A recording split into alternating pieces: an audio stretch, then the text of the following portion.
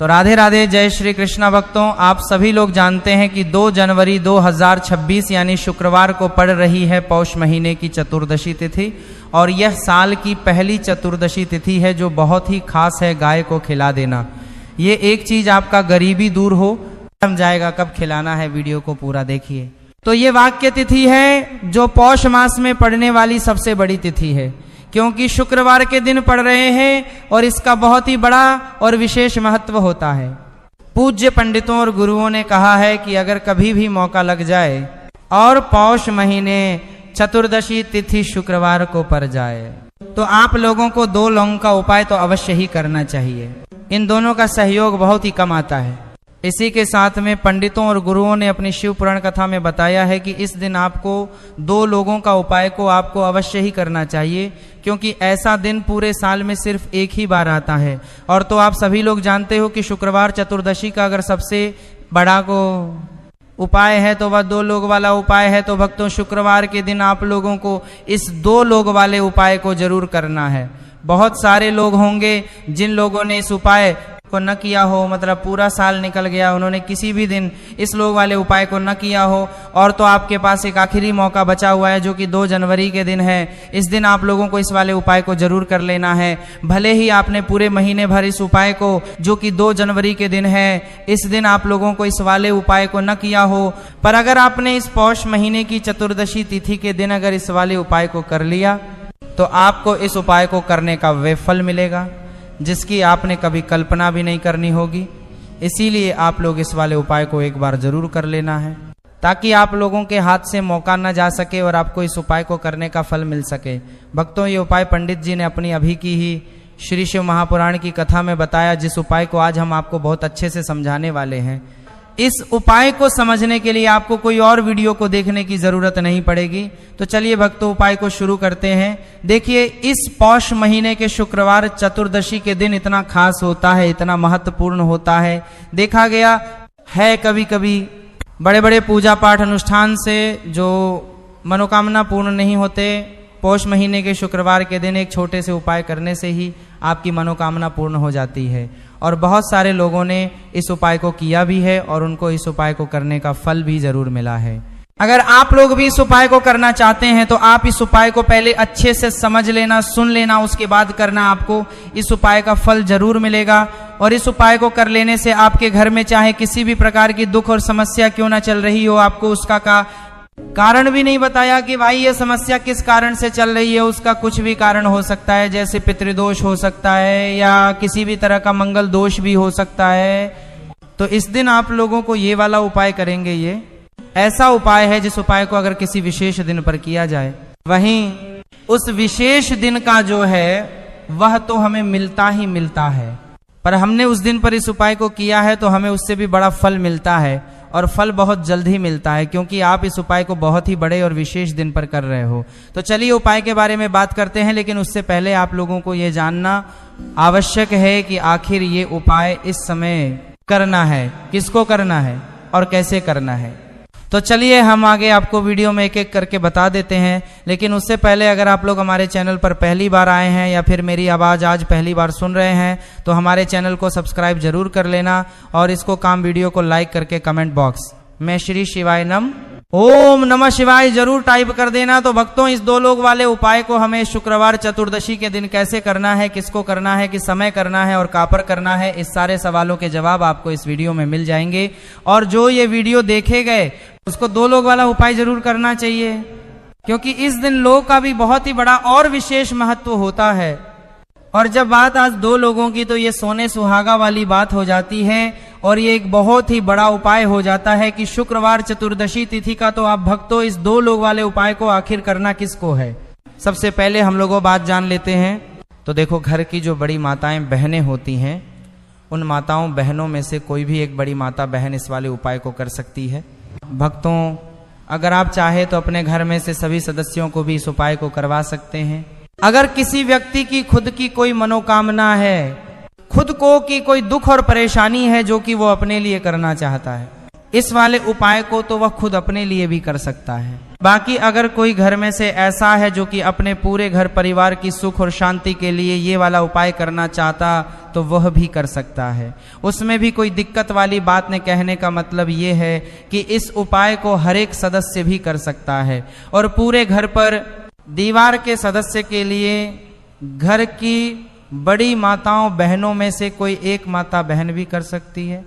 माताएं बहनें अगर घर में उपस्थित ना हो या वह ये वाला उपाय न कर पा रही हो तो फिर घर का कोई बड़ा सदस्य भी इस 2 लोग वाले उपाय को कर सकता है, चाहे फिर वह पुरुष ही क्यों ना हो, उसमें कोई भी दिक्कत वाली बात नहीं। अब को इस लोग वाले उपाय को हमें करना का, पर देखो हमें शिवलिंग के पास में जाकर करना है।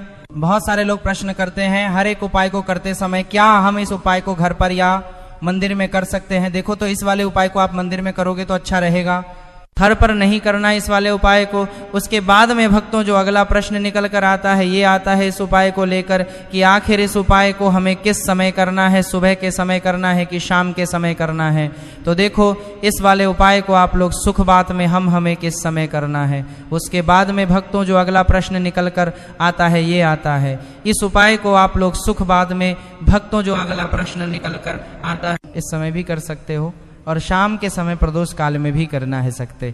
अब अगर आप पूछोगे भाई साहब सबसे उत्तम समय कौन सा रहेगा इस 2 लोग वाले उपाय को करने का, तो हम आपसे बस यही कहेंगे कि इस उपाय को आप शाम के समय करेंगे तो ज़्यादा बेहतर होगा।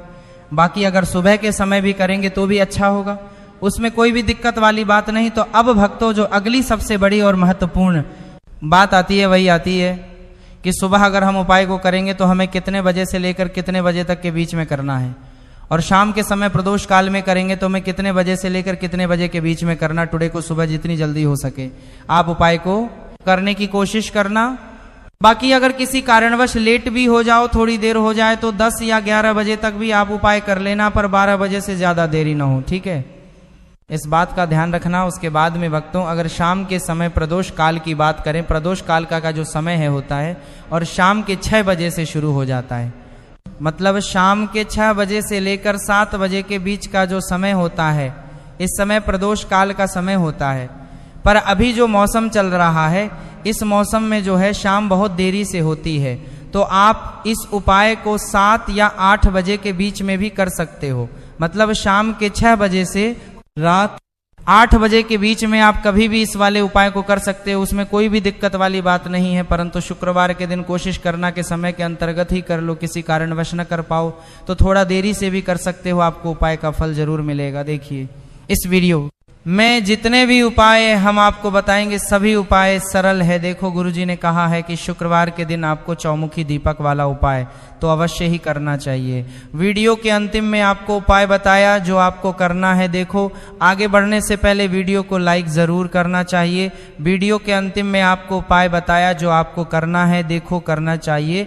देखो गुरुजी ने कहा है कि शुक्रवार के दिन पर करने को सबसे पहला उपाय, यदि आपके जीवन में कर्जा बहुत अधिक है, आपके जीवन में संकट बहुत अधिक रहते, आपके ऊपर बहुत अधिक विपदा आ रहे हैं, बार बार आपको अपने व्यापार में और अपने धन में हानि देखने को मिल रही है, यानी कि आपको ये कार्य में हानि हो रही, तो आपको ये उपाय करना चाहिए।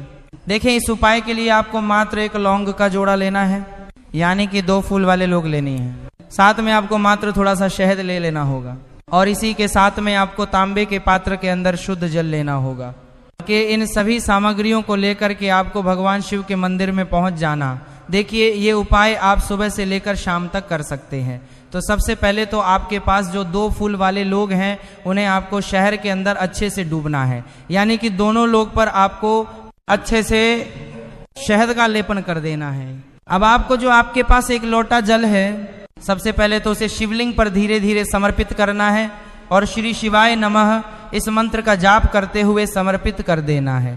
अब आपके पास जो 2 फूल वाले लोग हैं शहद से, उसे आपको शिवलिंग पर अर्पित करना है और आपको प्रार्थना करनी है कि जीवन में जो रोग की स्थिति है वह समाप्त हो, जीवन के जो संकट और समस्याएं हैं वह सभी समाप्त हो, जीवन से जो कर्ज की समस्या है वह, आप तो इस प्रकार से प्रार्थना करते हुए ये जो 2 फूल वाले लोग ही शहद संयुक्त इससे आपको शिवलिंग पर अर्पित कर देनी है। आपकी जो भी समस्या होगी शुक्रवार के दिन अवश्य ही समाप्त हो जाएगी। तो इस प्रकार से आपको पहला उपाय करना है। अब हम बात कर लेते दूसरे उपाय के बारे में। देखिए, देखो ये उपाय आपके लिए सर्वश्रेष्ठ होने वाला है। देखिए, इस उपाय के लिए आपको मात्र 5 हरे मूंग के दाने आपको साबुत लेने, खंडित नहीं होनी चाहिए। इस बात का ध्यान रखें। और इसी के साथ में आपको एक तांबे के पात्र के अंदर अपने घर से शुद्ध जल ले लेना है।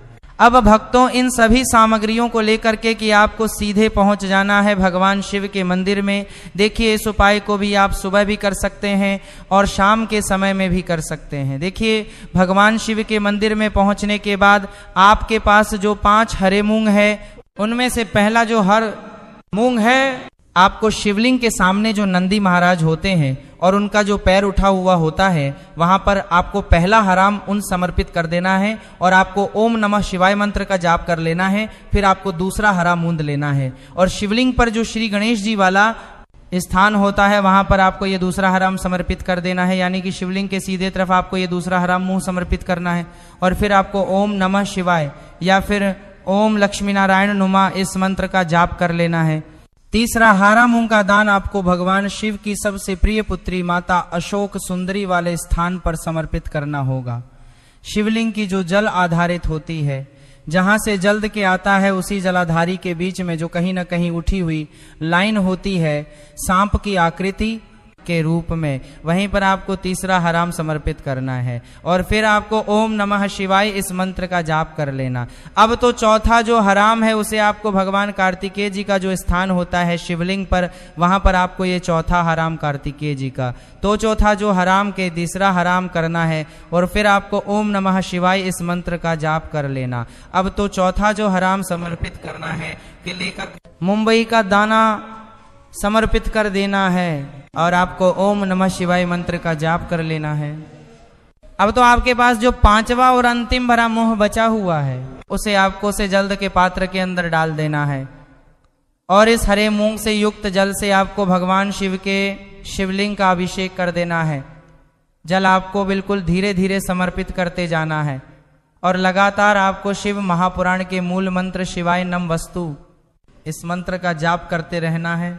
फिर आपको शिवलिंग का विलाप हुए हैं के सामने बैठकर, यदि आप अपने बच्चों के लिए ये उपाय कर रहे हैं, यदि आप अपने बच्चों की बुद्धि ज्ञान और विवेक के लिए उपाय कर रहे हैं, तो उसके लिए आपको प्रार्थना करने में या फिर व्यापार में वृद्धि करने के लिए उपाय कर रहे हैं तो उसकी कामना करते हुए आपको प्रार्थना कर लेनी है, या फिर अपनी नौकरी के लिए कर रहे हैं, या फिर अपने इंटरव्यू के लिए, या फिर धन की प्राप्ति के लिए कर रहे हैं। जिस भी कामना के लिए आप उपाय कर रहे हैं उसे परिपूर्ण करने का के लिए आपको महादेव से प्रार्थना कर ले लिए और फिर आपको बस अपने घर आ जाना है। पूज्य गुरुजी ने कहा है कि जो भी व्यक्ति इस उपाय को कर लेता है तो यकीन मानिए आपके जीवन की जो सारे संकट, कष्ट और बाधाएं हैं वह सभी समाप्त होंगे।